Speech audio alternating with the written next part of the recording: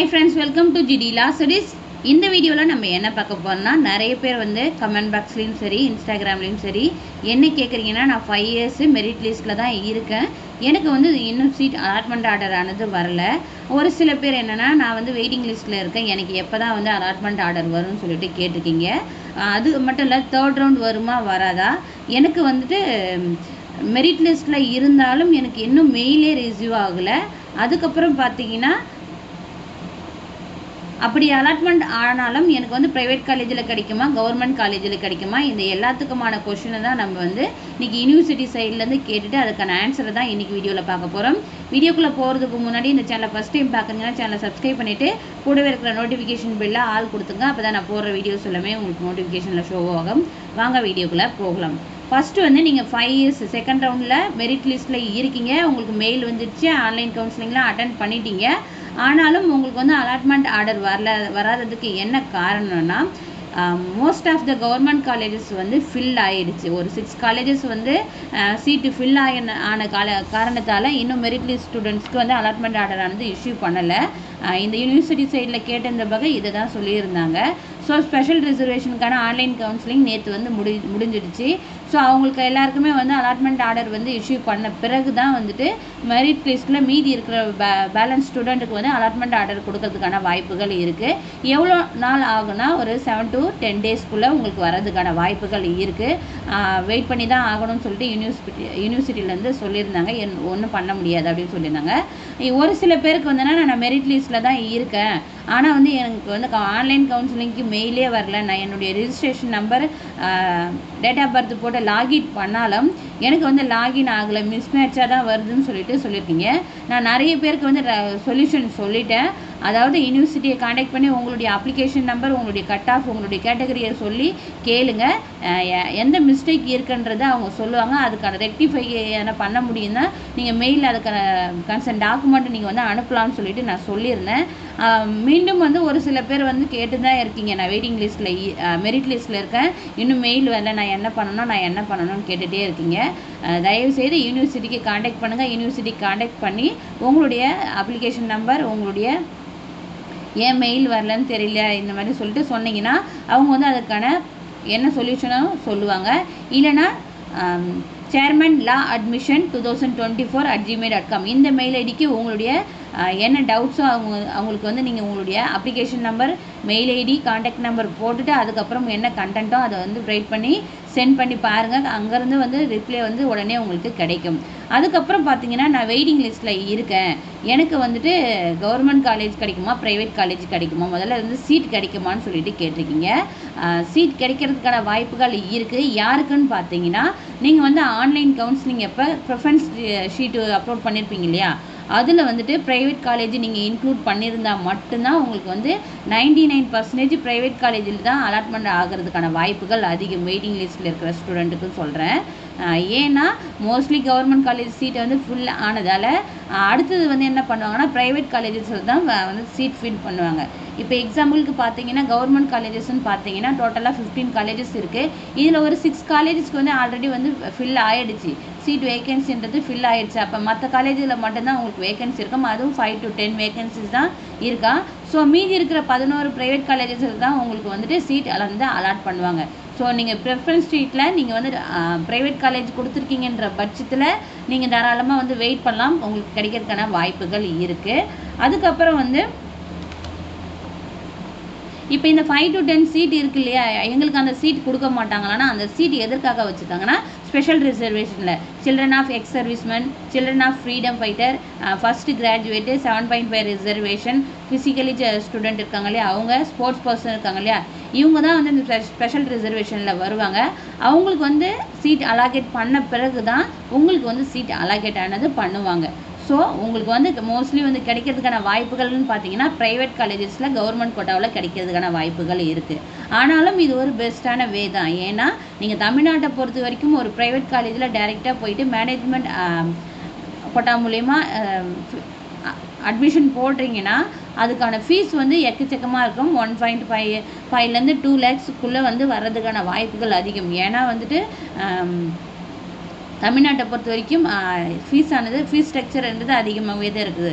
So நான் என்ன தான் பண்ண முடியும், எனக்கு வந்து கவர்மெண்ட் கோட்டாவிலையும் கிடைக்கல, ப்ரைவேட்டில் தமிழ்நாட்டிலையும் என்னால் அவ்வளோ ஃபீஸ் பே பண்ணி படிக்க முடியாது. ஆனால் நீங்கள் அதர் ஸ்டேட்டை வந்து சூஸ் பண்ணலாம். ஆனால் அதர் ஸ்டேட்டை சூஸ் பண்ணுறீங்கன்னா எந்த காலேஜில் நீங்கள் படிக்க போகிறீங்களோ அந்த காலேஜ் வந்து பார் கவுன்சில் ஆஃப் அப்ரூவ்டு இருக்கான்னு பாருங்கள், யூஜிசி வந்து வாங்கி வச்சுருக்காங்களான்னு பாருங்கள். இது ரெண்டுமே இருக்கான்னு செக் பண்ணிவிட்டு எந்த காலேஜில் நீங்கள் அட்மிஷன் போகிறனாலும் செக் பண்ணிவிட்டு அட்மிஷன் போடுங்க. இந்த இயர் யூபி, ஏபி இந்த மாதிரியான அதர் ஸ்டேட்டில் இருக்கிற காலேஜஸ் ஒரு 6 காலேஜஸ் என்ன பண்ணியிருக்காங்கன்னா பார் கவுன்சில் ஆஃப் அப்ரூவ்டு வந்து கேன்சல் பண்ணியிருக்காங்க இந்த இயர் 2024-25க்கு மட்டும். ஸோ அந்த மாதிரி காலேஜஸ் இருக்காங்க. அந்த காலேஜ் லிஸ்ட்டு ஆல்ரெடி நான் வீடியோவாக மேக் பண்ணி போட்டிருக்கேன். வேணா சேனலில் இருக்க வீடியோ செக் பண்ணி பாருங்கள். அது செக் பண்ணிவிட்டு அதுக்கப்புறம் நீங்கள் வந்து அதர் ஸ்டேட்டில் படிக்கிறதா தாராளமாக படிக்கலாம். இன்னும் ஒரு சில பேர் என்ன கேட்டிருக்கீங்கன்னா, நான் அதர் ஸ்டேட்டில் கர்நாடகாவோ ஆந்திராவோ வந்து படிக்கிறேன்னா என்னால் வந்து பார் கவுன்சில் ஆஃப் அப்ரூவ்டு அதாவது அட்வொகேட்டாக என்ரோல்மெண்ட் பண்ண முடியுமான்னு கேட்குறாங்க. தாராளமாக பண்ணலாம். நீங்கள் வந்து படிக்கிற காலேஜ் வந்து பார் கவுன்சில் ஆஃப் அப்ரூவ்டு இருந்தால் மட்டும்தான் நீங்கள் பண்ண முடியும். ஸோ அதை மட்டும் செக் பண்ணிவிட்டு நீங்கள் பண்ணலாம். எங்கே படித்தாலும் நீங்கள் வந்து பார் கவுன்சில் ஆஃப் தமிழ்நாட்டில் வந்து நீங்கள் தாராளமாக வந்துட்டு அட்வொகேட்டாக வந்து என்ரோல்மெண்ட் பண்ணலாம். அதுக்கப்புறம் பார்த்தீங்கன்னா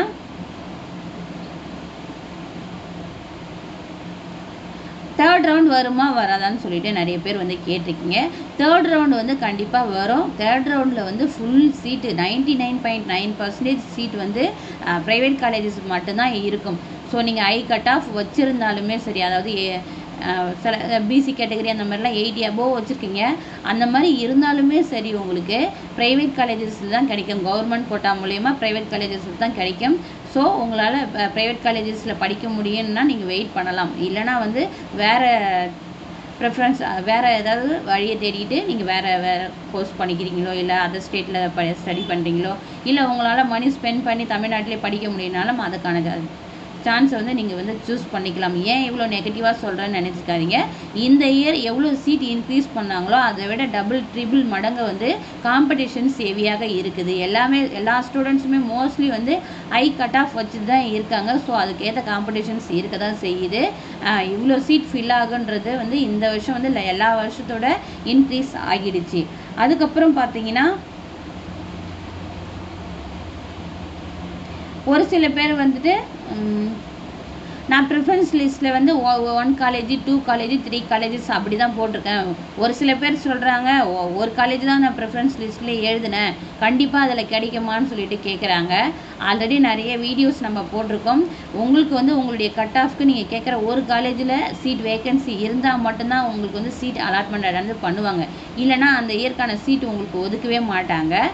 ஸோ அதை நல்லா மைண்டில் வச்சுக்கிட்டு நீங்கள் ப்ரிஃபரன்ஸ் லிஸ்ட்டை வந்து எழுதி அப்லோட் பண்ணுங்கன்னு சொன்னாலும் ஒரு சில ஸ்டூடெண்ட் என்ன பண்ணுறாங்கன்னா 4, 3, 2 அந்த மாதிரி தான் பண்ணியிருக்காங்க. அப்படி பண்ணும்பொழுது என்னென்னா நீங்கள் கேட்ட காலேஜில் உங்களுடைய கட் ஆஃப் உங்களுடைய கேட்டகரிக்கு வேக்கன்சி இல்லாத பொழுது உங்களுக்கு வந்து சீட் கொடுக்க மாட்டாங்க. அப்போ நான் என்ன பண்ணலான்னு நீங்கள் கேட்டிங்கன்னா, யூனிவர்சிட்டிக்கு வந்துட்டு மெயில் வந்திருக்கு. இப்போ உங்களுக்கு வந்துட்டு அலாட்மெண்ட் ஆர்டருக்கு வந்து ஒரு மெயில் வந்திருக்கு இல்லையா, ஆன்லைன் கவுன்சிலிங்க்கு ஒரு மெயில் வந்திருக்கும். அந்த மெயிலில் எந்த மெயில் ஐடியிலேருந்து வந்திருக்குன்னு சொல்லிட்டு பாருங்கள். இப்போ வந்து இந்த ஸ்டூடெண்ட்டுக்கு பார்த்தீங்கன்னா 2 வந்து எந்த மெயில் ஐடியில் வந்து வந்திருக்குன்னா 5yesalc@tndalu.admission.com இந்த மெயில் ஐடியிலேருந்து வந்திருக்கு இந்த ஸ்டூடெண்ட்டுக்கு. உங்களுக்கு அந்த மாதிரி ஆன்லைன் கவுன்சிலிங்க்கு எந்த மெயில் ஐடியிலேருந்து வந்திருக்குன்னு பாருங்கள். அந்த மெயில் ஐடிக்கு வந்துட்டு உங்களுடைய ப்ரிஃபரன்ஸ் சீட்டை வந்து உங்களால் வந்து மறுபடியும் ப்ரைவேட் காலேஜில் கிடைச்சாலும் பரவாயில்ல, இல்லை வந்து இன்னும் வந்து காலேஜ் வந்து சீட்டை காலேஜை இன்க்ரீஸ் பண்ணி எழுத போகிறேன் ப்ரிஃபரன்ஸ் ஷீட்டில் அப்படின்னு நீங்கள் திங்க் பண்ணுறீங்கன்னா தாராளமாக எழுதி இந்த மெயில் ஐடிக்கு உங்களுக்கு ஆன்லைன் கவுன்சிலிங்க்கு எந்த மெயில் ஐடியிலேருந்து வந்ததோ அந்த மெயில் ஐடிக்கு வந்துட்டு நீங்கள் சென்ட் பண்ணுங்கள். அதுக்கான ரெஸ்பான்ஸ் அவங்க கொடுப்பாங்க. ஏன்னா வந்து இது ஒரு இது வந்து சக்ஸஸ் ஆகுமான்றதுலாம் தெரியல. ஆனால் வந்து இந்த வேவில் வந்து ட்ரை பண்ணி பார்க்கலாம். இதை தான் வந்து யூனிவர்சிட்டி சைட்லேருந்து அந்த ஸ்டாஃப் வந்து சொல்லியிருந்தாங்க. ஸோ இந்த ஒரு எந்த மெயில் ஐடியில் வந்ததோ அதில் வந்து ப்ரிஃபரன்ஸ் ஷீட்டு உங்களுக்கு வேறு காலேஜில் இல்லை இன்னும் காலேஜ் ஆட் பண்ணணும்னு நினச்சிங்கன்னா செகண்ட் ரவுண்டில் வெயிட்டிங் லிஸ்ட்லேயோ மெரிட் லிஸ்ட்லேயே இருக்கிற ஸ்டூடெண்ட்டுக்கு நான் சொல்கிறேன், நீங்கள் வந்து தாராளமாக வந்து ப்ரிஃபரன்ஸ் ஷீட்டை அப்லோட் பண்ணுங்கள். அந்த மெயில் ஐடிக்கு வந்து சென்ட் பண்ணுங்கள். அதுக்கான ரெஸ்பான்ஸ் அவங்க கொடுக்குறாங்களான்னு சொல்லிட்டு சர்ச் பண்ணி பாருங்கள். அதுக்கப்புறம் பார்த்தீங்கன்னா இனிமேல் தேர்ட் ரவுண்டு வந்தாலும் அந்த ஸ்டூடெண்ட்ஸ் வந்து தேர்ட் ரவுண்டில் யாரெல்லாம் மெரிட் லிஸ்ட்டில் இருந்தாலும் சரி வெயிட்டிங் லிஸ்ட்டில் இருந்தாலும் சரி ஆன்லைன் கவுன்சிலிங் அப்போ ப்ரிஃபரன்ஸ் ஷீட்டுன்னு அப்லோட் பண்ண சொல்லுவாங்க. தயவு செய்து அதில் என்ன பண்ணுறீங்கன்னா கவர்மெண்ட் அண்ட் ப்ரைவேட்டை மிங்கிள் பண்ணி அனுப்புங்க. கவர்மெண்ட்டில் மோஸ்ட்லி வேக்கன்சி இருக்காது, ப்ரைவேட்டில் தான் இருக்கும். கிடைச்சா கவர்மெண்ட் காலேஜ் தான் போகும்னு சொல்லிட்டு தான் இந்த இயர் வந்து நீங்கள் எய்ம் பண்ணி இருக்க முடியாது. ஸோ ப்ரைவேட்டில் தான் வந்துட்டு கிடைக்கிறதுக்கான வாய்ப்புகள் இருக்குது. நீங்கள் ப்ரைவேட்டில் மென்ஷன் பண்ண விட்டுட்டிங்கன்னா உங்களுக்கு வந்துட்டு சீட்டே கிடைக்காது. அதுதான் வந்து இந்த வருஷத்துடைய சுச்சுவேஷன். பார்த்தீங்கன்னா அதுதான் விஷயம். இப்போ எல்லாமே உங்களுக்கு புரிஞ்சிருக்குன்னு நினைக்கிறேன். மெரிட் லிஸ்ட் ஸ்டூடெண்ட்டுக்கும் சொல்லிட்டேன், வெயிட்டிங் லிஸ்ட் ஸ்டூடெண்ட்டுக்கும் சொல்லிட்டேன், கவர்மெண்ட் எவ்வளோ வேகன்சி இருக்குன்னு சொல்லிட்டேன். அதுக்கப்புறம்